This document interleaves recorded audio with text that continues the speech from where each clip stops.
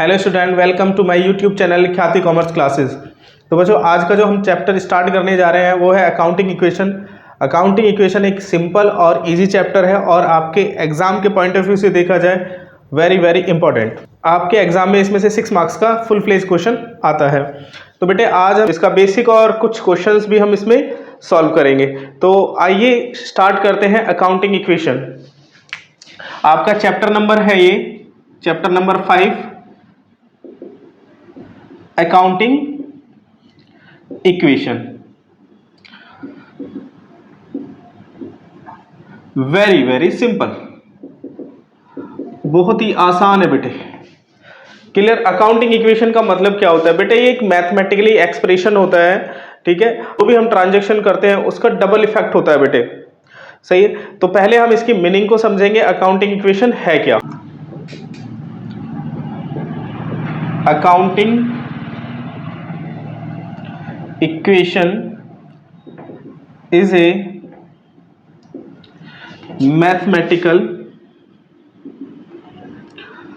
expression based on dual aspect concept of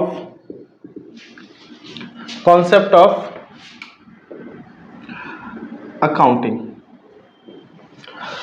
clear बेटे? अब इसको समझते हैं।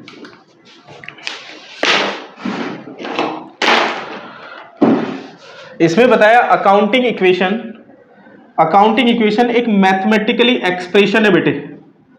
आपने इक्वेशन 9th-10th में काफी पढ़ी होंगी बेटे। आपने अकाउंटिंग इक्वेशन 9th-10th में काफी पढ़ा होगा मैथ में, बट ये मैथ नहीं है बेटे। मैथ से तो कहीं आसान है। मैथ में तो बच्चे परेशान रहते हैं इक्वेशन को लेकर, लेकिन बस इसमें तो एक छोटी सी इक्वेशन होगी, एक छोटा सा फॉर्मूला होगा, उसी के बेस पे सारी ट्रांजैक्शंस रिकॉर्ड होंगी। क्लियर? वो हम समझेंगे अभी। Based on dual aspect, account में जो भी आप ट्रांजैक्शन करते हैं उसके डबल इफेक्ट्स होते हैं एक्सेप्ट सेल के हम 3 इफेक्ट देखेंगे इसमें, सही है। अभी समझाएंगे कैसे। तो आपने क्या पढ़ा? Accounting equation is a mathematical expression based on dual aspect concept of accounting. Dual aspect का मतलब यहां पे ये है बेटे, जो भी आप ट्रांजैक्शन करेंगे उसका डबल इफेक्ट होगा। क्लियर? डबल इफेक्ट कैसे होगा वो जब हम इक्वेशन को सॉल्व करेंगे तब हम इसको समझेंगे प्रॉपर वे में। तो ये छोटी सी एक डेफिनेशन है, ये नॉर्मल आपकी बुक में भी गिवन है, सही है। Accounting equation is a mathematical expression based on dual aspect concept of accounting, सही।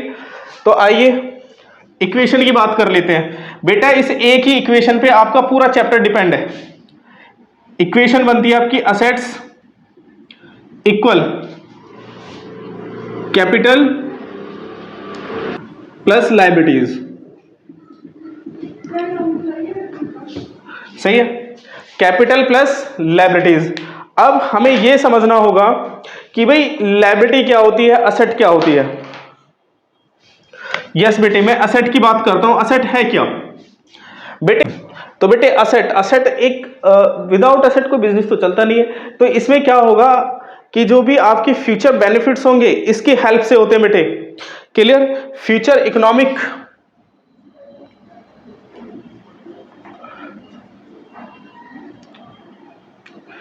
इकोनॉमिक बेनिफिट्स,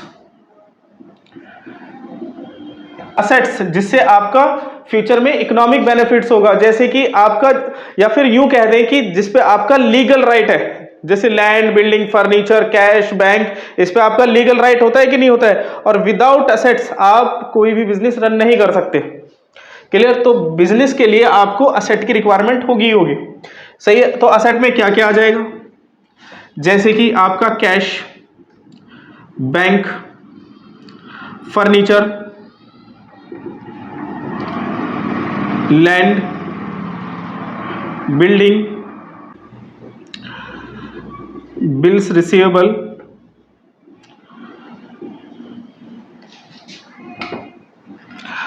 बिल्स रिसीवेबल के बाद है आपका डेटर बेटे आपके कस्टमर्स होते हैं जिसको आप गुड सोल्ड आउट करते हैं on a credit.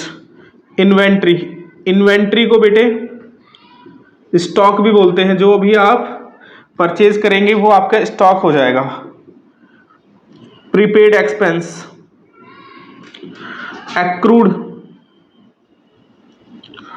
Accrued income, जो इनकम आपको रिसीव होने वाली है, जो फ्यूचर में रिसीव होगी, क्लियर, एक्सेट्रा। तो बेटे इनके अलावा और भी असेट्स आ सकती हैं इसमें। तो ये मोटा मोटी मैंने आपकी जो भी असेट्स हैं वो आप मैंने लिख दिए हैं यहाँ पे, cash, bank, furniture, land, building, bills receivable, debtors, inventories, prepaid expense, accrued income, land, काफ़ी सारी असेट्स आ सकती हैं इसमें, क्लियर। इनके अलावा काफ़ी असेट्स होंगे, मैंने आपको नॉर्मल जो भी असेट्स हैं वो लिख दिए हैं यहाँ पे, क्लियर। तो असेट्स, इसके बाद है कैपिटल। कैपिटल का मतलब क्या होता है बेटा, जो भी आप इनिशियल स्टेज में इन्वेस्ट करते हैं वो कैपिटल हो जाता है। कि मतलब कैपिटल का होता है जब आप बिजनेस में इन्वेस्ट करेंगे, जब आप बिजनेस में इन्वेस्ट करते हैं वो क्या कहलाया जाएगा, कैपिटल। तो इसमें कैपिटल में क्या, जैसे कि आपने कैपिटल लगाया, इसमें कैपिटल तो हो गई होगा, प्लस अगर मान लीजिए आप एडिशनल कैपिटल लगाते हैं, एडिशनल कैपिटल, इसके बाद अगर मान लीजिए आपके बिजनेस में कोई बेनिफिट्स होते हैं, इनकम, अगर आपके बिजनेस में इनकम होगी तो उसको भी प्लस करा देंगे कैपिटल में, आपकी कैपिटल इंक्रीज हो जाएगी बेटे। इसके बाद है अगर आपको प्रॉफिट होता है बिजनेस में, या फिर किसी भी असेट्स को सोल्ड आउट करने से आपको गेन हो रहा है, तो इससे आपका कैपिटल इंक्रीज हो जाएगा, प्लस कराएंगे बेटे आप इसमें। इसके बाद है आपके एक्सपेंसेस, बच्चे जो भी आपके एक्सपेंसेस होंगे उनको माइनस कराएंगे कैपिटल से, जो भी आपके लॉसेस होंगे उनको भी आपने माइनस करना होगा। इसके बाद इंटरेस्ट ऑन कैपिटल, इसको भी बेटे प्लस माइनस करना होगा, इसका इफेक्ट नील लेना होगा आपको। इंटरेस्ट ऑन ड्राइंग, जब बेटे क्वेश्चंस करेंगे इसका मतलब तब समझेंगे। Interest on drawing, clear. तो बेटे कैपिटल का मतलब देखा जाए जो आप बिजनेस में इन्वेस्ट करते हैं, invest in a business, in a business, जो भी आपने बिजनेस में इन्वेस्ट किया वो क्या कहलाया गया, कैपिटल, क्लियर। तो आप इनिशियल स्टेज में तो कैपिटल लगाते ही है ना बेटा, बिना कैपिटल के थोड़ी ना बिजनेस चल जाएगा। इसके बाद आता है लायबिलिटी। लायबिलिटी का मतलब क्या है, जो फ्यूचर में आप पे करोगे, फ्यूचर में जो आपने पे करना होता है, पेबल इन अ फ्यूचर, जो आपने फ्यूचर में पे करना होता है वो क्या कहलाया जाएगा, लायबिलिटी। तो लायबिलिटी में क्या क्या आएगा बेटे, क्रेडिटर्स, क्रेडिटर कौन होते हैं, जिनको आपने फ्यूचर में पे करना है। इसके बाद है बिल्स पेबल, जो बिल्स आपने पे करने हैं, पेबल। बैंक लोन, बैंक से आपने लोन लिया हुआ है तो आप उसको पेमेंट कराएंगे कि नहीं कराएंगे। बैंक ओवरड्राफ्ट, बैंक ओवरड्राफ्ट का मतलब है कि जब आपने बैंक से एक्सेस मनी विड्रॉल कर ली है, bank overdraft. Outstanding, outstanding expense का मतलब होता है बेटे जो आपने फ्यूचर में पे करना है। जैसे कि एम्प्लॉयज की सैलरी 10,000 है, उसमें आपने 8,000 तो पे कर दिए बट 2,000 अभी नहीं पे की है। जो आपका 2,000 का जो बैलेंस है वो आपका आउटस्टैंडिंग होगा, वो आपने फ्यूचर में पे करना है, तो वो आपका आउटस्टैंडिंग कहलाया जाएगा, क्लियर। एडवांस, अगर आप रिसीव करते हैं, एडवांस रिसीव्ड, कुछ भी आपने एडवांस रिसीव्ड कर लिया है वो भी आपके लिए लायबिलिटी हो जाएगा जब तक मैच्योर ना हो जाए, एक्सेट्रा। इनके अलावा और भी आ जाएगा, क्लियर। तो बेटे ये जो आप इक्वेशन देख रहे हैं इसी पे पूरा चैप्टर डिपेंड है, इस इक्वेशन पे ही आपका पूरा चैप्टर डिपेंड है। Asset equal capital plus liability, capital को इधर भी लिख सकते हैं, लायबिलिटी को इधर लिख सकते हैं, कंफ्यूज मत होना, इसमें बात एक ही होगी।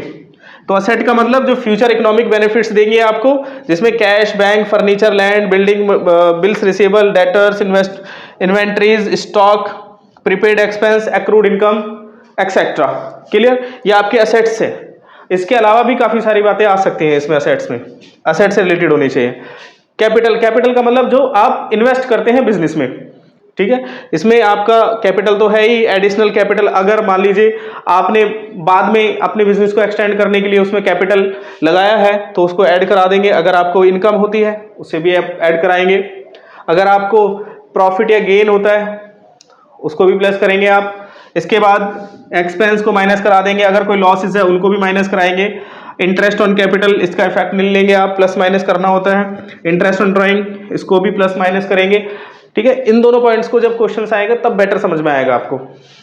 लायबिलिटीज का मतलब होता है जो आपने फ्यूचर में पे करना होता है, जैसे कि creditors, bills payable, bank overdraft and bank loan, outstanding expense, advance received.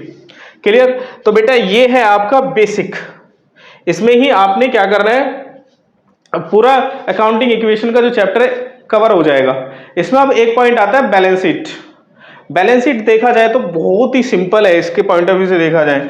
अब देखिए बैलेंस शीट का फॉर्मेट मैं क्रिएट कर देता हूं।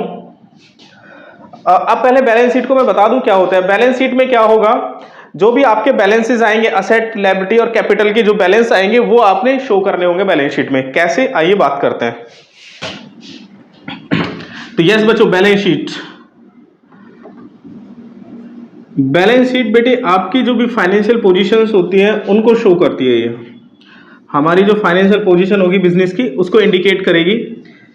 क्लियर? ये हमारी लायबिलिटीज होंगी, इसमें लायबिलिटी और कैपिटल के बैलेंसेस आ जाएंगे। और बेटे ये असेट्स जो भी फाइनेंशियल ईयर के एंड में आपके बैलेंसेस होंगे उनको यहाँ पे शो करना होगा असेट और लायबिलिटी में। तो आपका कैपिटल और आपके अदर लायबिलिटी जैसे कि क्रेडिटर्स और bills payable, outstanding expenses, outstanding expense है। इसके बाद है आपका बैंक लोन, बैंक ओडी और बाकी अदर आ जाएगा बच्चों। इसके बाद है कैश, असेट में आ जाएगा बैंक, जो भी आपका बैंक बैलेंस होगा। और इसके बाद है डेटर, जो भी आपके डेटर्स होंगे उनको शो कर देंगे। लैंड एंड बिल्डिंग, जो भी आपकी लैंड एंड बिल्डिंग होंगी उनको भी आप शो करेंगे। फर्नीचर, इन्वेंट्रीज, इन्वेंट्री को बेटे स्टॉक भी बोलते हैं। इन्वेंट्री एक अमेरिकन वर्ड है। इसके बाद है आपका BR, बिल्स रिसीवर जिसे कहेंगे, जो हमें बिल्स रिसीव होने वाले होंगे। आगे है आपका प्रीपेड एक्सपेंस, मतलब जितनी भी आपको असेट दी जाएंगे वो सब यहाँ पे आ जाएंगे, उनके बैलेंसेस आ जाएंगे यहाँ पे। और बेटे ये दोनों साइडें इक्वल होंगी, ये आपकी दोनों साइडें इक्वल होनी चाहिए। असेट और लायबिलिटी का टोटल इक्वल होना चाहिए। अगर इक्वल नहीं है तो ये समझिए कहीं ना कहीं आपने गड़बड़ की हुई है। क्लियर? तो ये दोनों इक्वल होनी चाहिए। तो ये है आपकी बैलेंस शीट। क्लियर? तो आइए अब इसके क्वेश्चन से स्टार्ट करते हैं। यस बच्चों, क्वेश्चन नंबर 1 देखिए आप। क्वेश्चन नंबर 1 कहता है what will be effect of the following on the accounting equation. Started business with the cash 45,000। Second, open a bank account with the deposit of 4,500। Third, bought a good from the MS son and company for 11,200। देखिए उसने 45,000 से business start किया है। तो बेटे मैंने आपको बताया कि हर एक ट्रांजेक्शन के डबल इफेक्ट होंगे, सही है। तो इसने बिजनेस स्टार्ट किया तो हमारे पास कैश आया और कैपिटल क्रिएट हो जाएगा। Open a bank account with the deposit 45, आपने बैंक अकाउंट ओपन कराया और उसमें 4,500 आपने डिपॉजिट किए। तो बेटे आपका कैश कम होगा कि नहीं होगा? जब आप बैंक में डिपॉजिट करने जाओगे तो 4,500 आपने बैंक को दिए। क्लियर? तो बैंक ने लिए तो आपका कैश चला गया 4,500 और आपका बैंक क्रिएट हो गया। तो कैश कम हो जाएगा और बैंक आपका क्रिएट हो जाएगा असेट में, क्योंकि असेट है बैंक। इसके बाद bought from MS son and company for 11,200। देखिए बेटे इसमें नेम आ रहा है MS सन एंड कंपनी और इसमें कैश की कोई डिटेल नहीं है। तो हम क्या अज्यूम करते हैं जब नेम होता है कि ये कैश में ट्रांजैक्शन नहीं है, ये क्रेडिट की ट्रांजैक्शन है। क्लियर? तो जब हमने बॉट किया मतलब खरीदा है तो इट मींस कि ये हमारी लायबिलिटी बन जाएगी, जिससे हमने खरीदा उसको पे करना पड़ेगा। क्लियर? तो लायबिलिटी और क्या खरीदा है हमने? Goods. Goods means stock, purchase, तो हमें स्टॉक भी शो करना होगा। आइए कैसे। Solution number 1, accounting equation.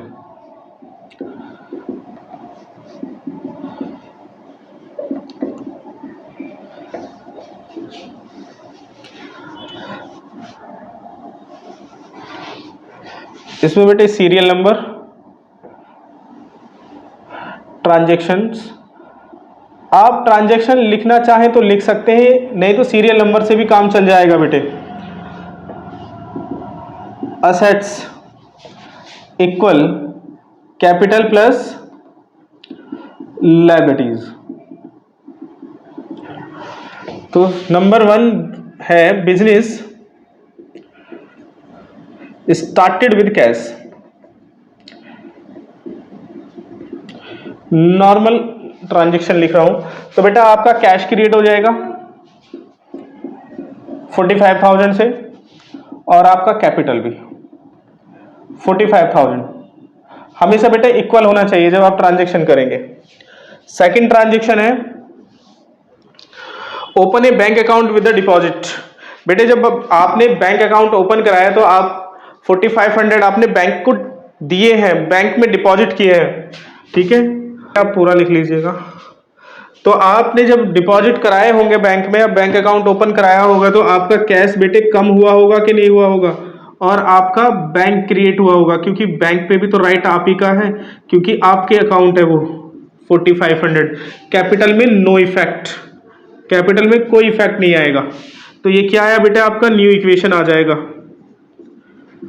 कितना, 40,500 प्लस 4,500। आपने 45,000 में से 4,500 आप माइनस करेंगे तो 40,500, और 4,500 बैंक का आ जाएगा, और इसमें 45,000 एज इट इज आप शो करेंगे, क्योंकि कैपिटल में कोई इफेक्ट नहीं हुआ बच्चों। आपने MS एंड कंपनी से परचेज किया है, बॉट किया है, इट मीन्स कि आपने क्रेडिट में किया है, क्योंकि नेम है, उधर नेम है और कैश की कोई डिटेल नहीं है, तो इसका मतलब आपने क्या किया, क्रेडिट में परचेज किया हुआ है। Goods purchase on credit, credit में परचेज कर लिया बेटे। बेटे जब क्रेडिट में परचेज किया तो कैश से कोई मतलब नहीं है, बैंक से भी कोई लेना देना नहीं है आपका, इसका मतलब आपका स्टॉक क्रिएट हो जाएगा। जिस भी ट्रांजैक्शन के सामने होगा वहीं पे लिखेंगे 11,200, और आपका क्रेडिटर क्रिएट हो जाएगा। क्रेडिटर बेटा किस में आता है, लायबिलिटीज में, क्रेडिटर्स।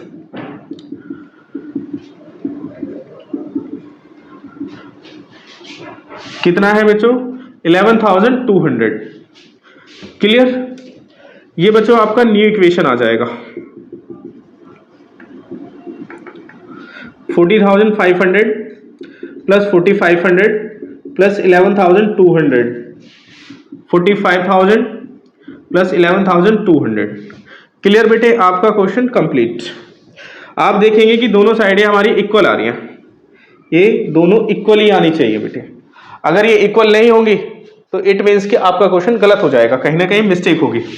तो देखेंगे तो आपका कितना आ रहा है, 206, 56,200, सेम है बेटे, 56,200। Got it. तो बेटे ये था आपका क्वेश्चन नंबर 1। क्लियर होगा आपको। अगर बेटे इसमें किसी को कोई भी पॉइंट या कोई भी डाउट आता है तो आप कमेंट बॉक्स में हमें बता सकते हैं, हम उसको सॉल्व कराएंगे आपको। क्लियर। तो आइए नेक्स्ट क्वेश्चन करते हैं, क्वेश्चन नंबर 2। क्वेश्चन नंबर 2 है आपका, show the accounting equation for the following transactions. Gopinath started business with the cash 25,000, purchase goods from the Shyam 10,000, sold goods to the Shohan costing 1,800 and 15,000। बेटे देखिए 1800 का सामान आपने 1500 का बेचा है, ठीक है। 1,800 का गुड्स आपने कितने में सोल्ड आउट किया है, 1,500 का, तो आपको क्या हुआ है, लॉस हुआ है 300 का। Clear. Gopinath withdraw from the business 5,000, Gopinath ने बिजनेस से कितना 5,000 विड्रॉल किया है, इट मीन्स की ड्रॉइंग है, इससे आपका कैश कम हो जाएगा और कैपिटल भी कम होगा। ओके चलिए,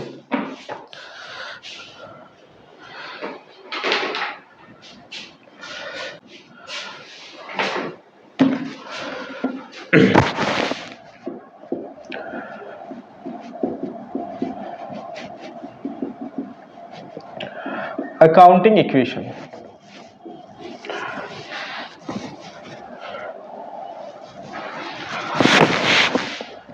serial number, transactions,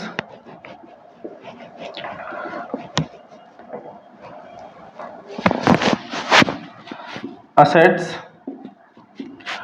equal capital plus liabilities. बेटे पहले हमने क्या किया, बिजनेस स्टार्ट,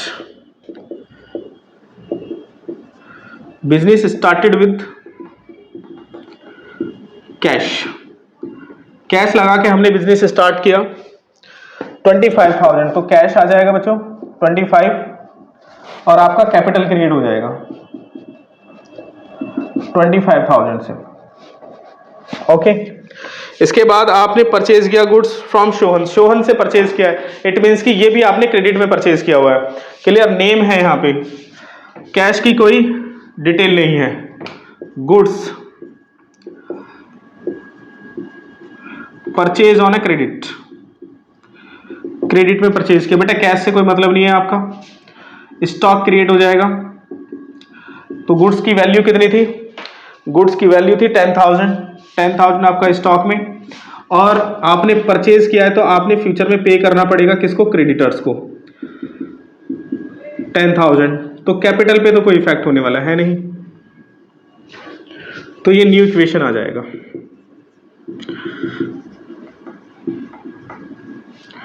$25,000 प्लस 10,000,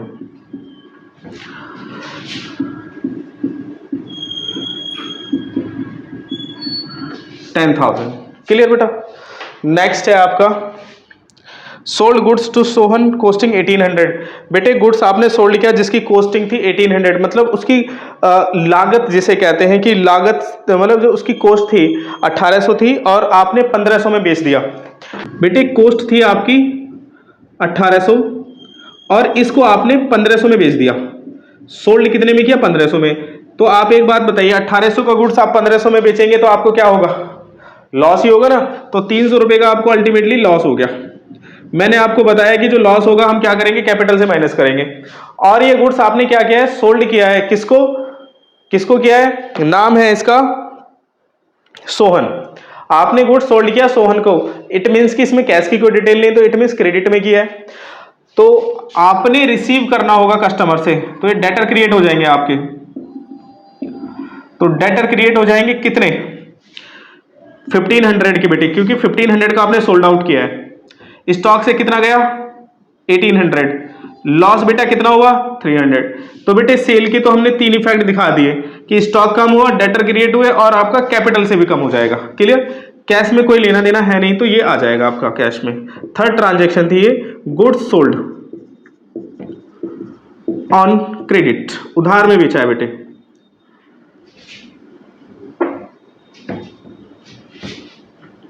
तो आपका न्यू इक्वेशन आ जाएगा,